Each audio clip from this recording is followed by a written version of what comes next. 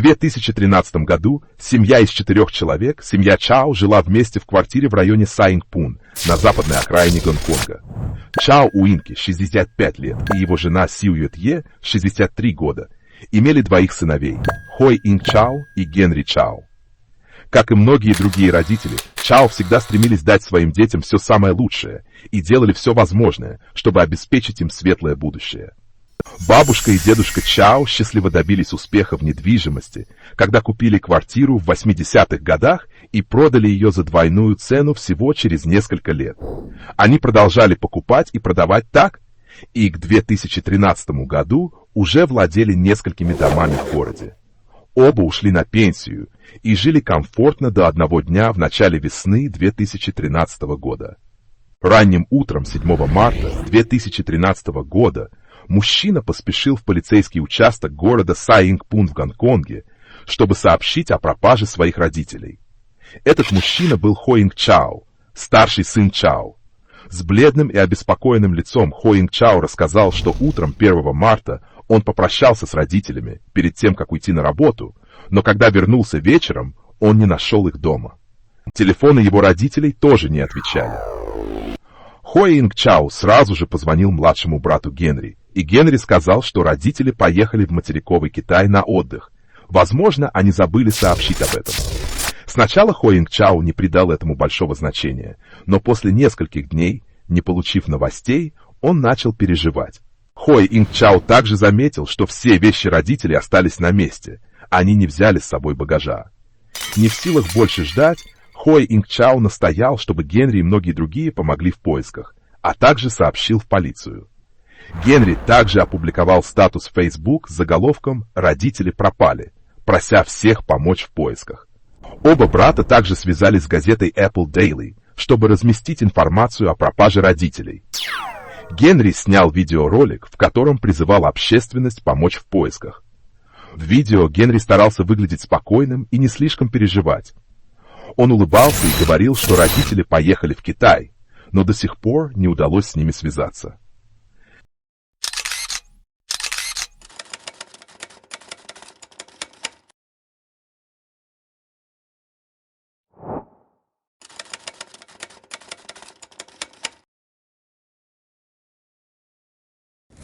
Генри поделился, что родители очень любили пешие походы в горы, поэтому, возможно, они заблудились или попали в аварию где-то. Это происшествие быстро привлекло внимание общественности.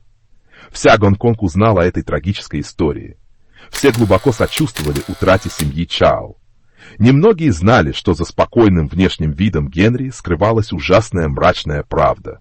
12 марта 2013 года полиция подтвердила, что бабушка и дедушка Чао никогда не покидали Гонконг. 13 марта братья Генри и Хой Инг были доставлены в участок для допроса.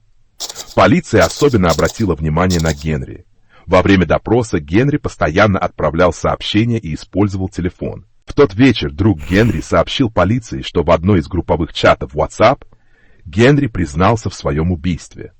Полиция начала более детальное расследование относительно Генри и обнаружила, что то, что о нем знали люди, было лишь верхушкой айсберга. Если старший сын Хой Инг всегда был послушным и внимательным, то Генри был мятежным ребенком. Он был замкнутым, немногословным и часто изолировал себя. Генри почти не имел друзей и часто вступал в конфликты с ровесниками. Его учебные достижения были очень слабыми. Он даже не сдал выпускные экзамены в старшей школе. Это сильно разочаровало его родителей, поскольку они создали для сына все возможные условия. С самого детства Генри нанимали репетиторов и учителей по фортепиано, но он никогда не был благодарен за все это. Напротив, он испытывал гнев и раздражение из-за того, что его мать заставляла его учиться играть на пианино с самого детства, что лишило его детства. С каждым годом Генри все больше погружался в виртуальный мир онлайн-игр. Тем не менее, его родители все еще не потеряли надежду на Генри. В 2000 году родители Чоу потратили большую сумму денег, чтобы отправить Генри учиться за границу в Австралию. Генри поступил на факультет статистики в Национальный университет Австралии. Родители Чоу надеялись, что он изменится и раскроет свой потенциал. Однако их надежды вскоре рухнули. После 3 лет издевательств в Австралии и трат на миллиарды донгов, Генри бросил учебу, не сказав ничего своим родителям. В 2003 году Генри вернулся в Гонконг. Родители Чоу были чрезвычайно огорчены, узнав правду, но также чувствовали беспомощность. После возвращения Генри все больше замкнулся в себе, избегал общения с друзьями. Он также начал восхищаться нацистами и использовать изображение Гитлера в качестве символа на своем аккаунте в социальных сетях. На тот момент Генри было 28 лет.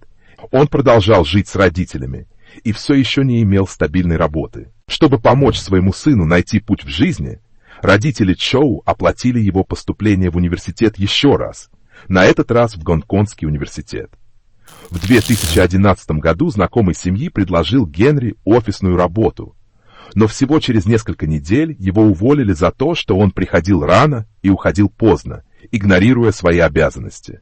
Затем Хенри попросился работать репортером по недвижимости в одну газету. Но после упреков начальства он самовольно уволился. В целом Хенри не мог долго заниматься ни одним делом. Уже через несколько дней ему становилось скучно, и он начинал пренебрегать своими обязанностями. Постепенно Хенри стал оставаться дома и совсем перестал искать работу.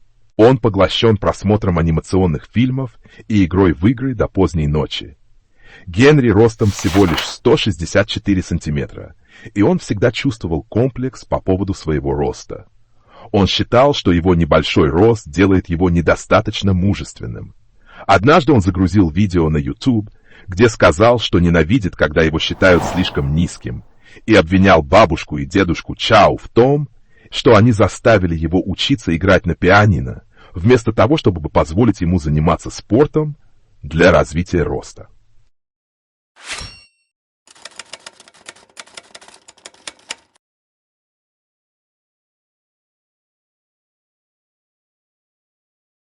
Несмотря на то, что Генри никогда не прикладывал усилий в какой-либо области, он мечтал быстро разбогатеть.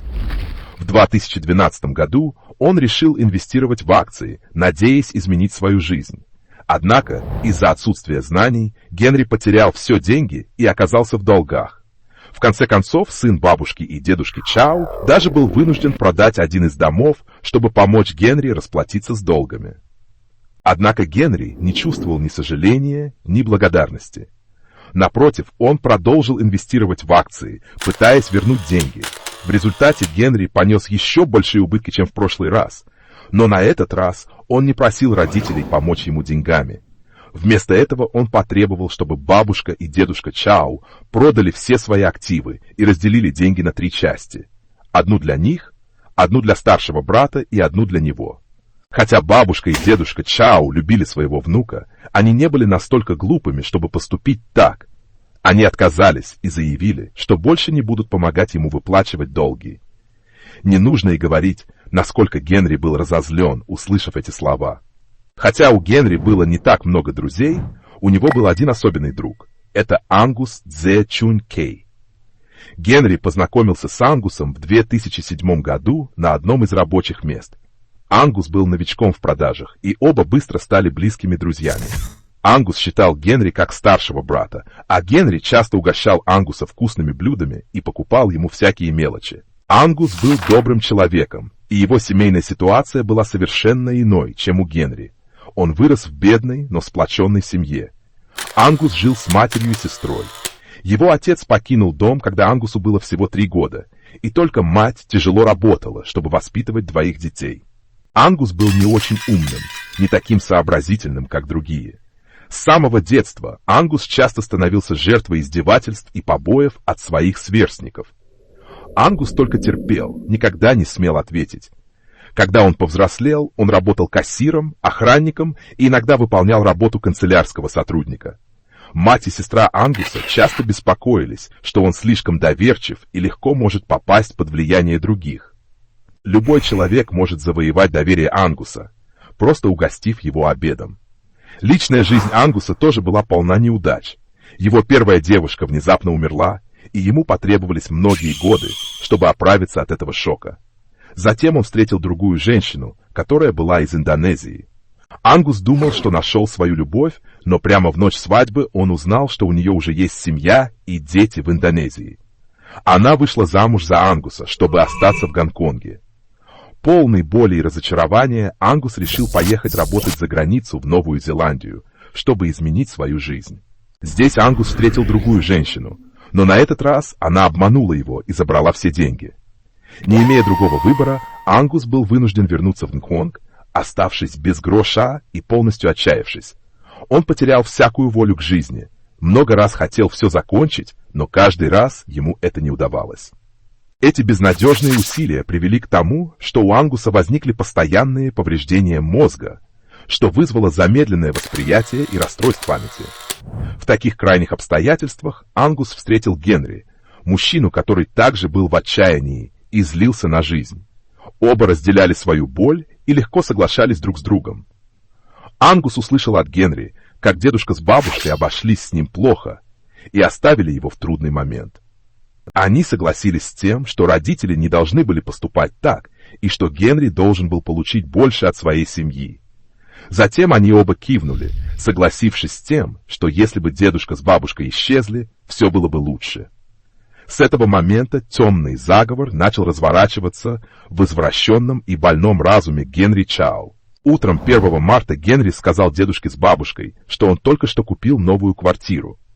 Все документы были оформлены, в квартире еще был беспорядок, поэтому он хотел, чтобы дедушка с бабушкой помогли навести порядок. Услышав это, дедушка с бабушкой очень обрадовались, думая, что Генри изменился и стал более самостоятельным. Без сомнений, они пошли за Генри в его новую квартиру. Однако никакой новой квартиры не было. Это была квартира Ангуса, расположенная в старом обветшалом жилом комплексе в районе Тай-Кок-Цуй, в бедном трудовом районе. Дедушка с бабушкой радостно вошли, не зная, что попали в смертельную ловушку. Как только они вошли, Ангус неожиданно появился из-за двери, подбежал, закрыл бабушке рот и перерезал ей горло. В тот же момент Генри напал на дедушку, ударив его ножом в затылок, но не убив сразу. Во время борьбы Ангус бросился на помощь Генри, завершив дело, перерезав горло дедушки ножом. В процессе драки Ангус случайно ранил Генри ножом в бедро, из-за чего ему пришлось обратиться в больницу для наложения 11 швов. Вернувшись из больницы, Генри и Ангус разработали план скрыть тело. Изначально они решили спрятать его, смешав части тела с цементным раствором и построив из этого стену между кухней и гостиной. Но из-за того, что этот план был слишком сложным и легко мог быть раскрыт, они перешли к другому. Разделили тело и приготовили жареное мясо. Часть жареного мяса положили в коробку с обедом и выбросили в мусор, как остатки еды. Головы дедушки и бабушки были спрятаны в холодильнике, а другие части останков были смешаны с песком и выброшены в море на причале в заливе Сайван. 15 марта 2013 года полиция провела обыск в квартире Ангуса. Войдя, они заметили ковер, пропитанный кровью, прямо у входа. В гостиной было 3 черных пластиковых мешка, наполненных песком и цементом. Кухня была превращена в место для расчленения, с разделочной доской, мешком для тел, 600 коробками для обеда, ведром с пилами и 7 ножами. Место преступления напоминало мясорубку из фильма ужасов. Кровь и мясо были разбросаны повсюду. В воздухе стоял сильный запах гнили. В квартире полиция нашла доказательства того, что Генри и Ангус планировали убийство Чао с приблизительно 6 месяцев назад.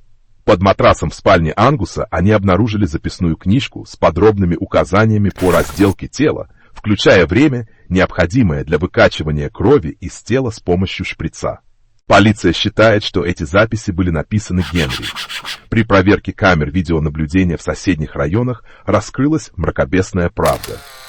В 11 часов утра пятницы 1 марта 2013 года Генри вместе с Чао были замечены в холле жилого здания в Тай-Кок-Цуй. Отец Чао шел позади, руки в карманах, мать Чао скрещивала руки, а Генри вел их вперед. К 12 часам 26 минутам камера в парковке квартиры Ангуса зафиксировала, как Чао вместе с Генри вошли в здание, поднялись на 3-й этаж и больше не вышли. После убийства Генри начал интересоваться банковскими счетами своих родителей. В течение 2 недель он связался с Ангусом более 70 раз. Ужасающие детали преступления быстро стали известны в средствах массовой информации, вызвав шок по всему Гонконгу. На допросе Генри признался, что он и Ангус убили Чао, но утверждал, что именно Ангус был тем, кто расчленил тела жертв. Однако на суде Генри полностью возложил ответственность на Ангуса, заявив, что именно Ангус был главным организатором и единственным исполнителем убийства. Результаты теста на IQ показали, что у Генри уровень IQ составляет 126, что значительно выше, чем у Ангуса, у которого IQ равен 84. Прокуроры считают, что Генри был организатором, который манипулировал Ангусом, чтобы тот осуществил план убийства. Судебный процесс над Генри Чао и Ангусом начался 4 августа 2014 года. Оба обвиняемых не признали своей вины и постоянно перекладывали ответственность друг на друга. Дело было закрыто, но оно оставило ужас и страх в памяти тех, кто о нем знал. Большинство жителей здания, где произошел инцидент, переехали в другие места, веря, что в здании плохая фэншуй и оно проклято. В октябре 2017 года заброшенное здание было разрушено, но страшная история о преступлении продолжала преследовать в памяти людей.